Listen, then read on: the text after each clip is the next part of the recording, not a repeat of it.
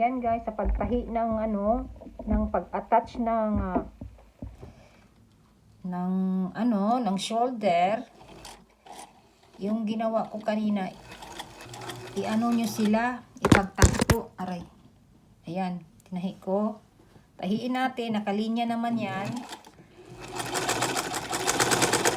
Ayan. Tapos, baliktarin natin ito.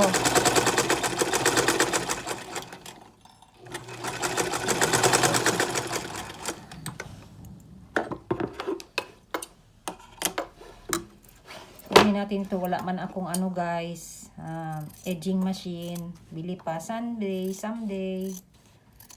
Ayan. Ayan. Kita nyo? Baliktad natin ito. Ayan na ang result. Ayan na. Ayan. Kita nyo? Ganyan na, Ayan na. Naka-attach na siya. Naka-attach na ang shoulder sa front. Ayan. Tapos sa likod.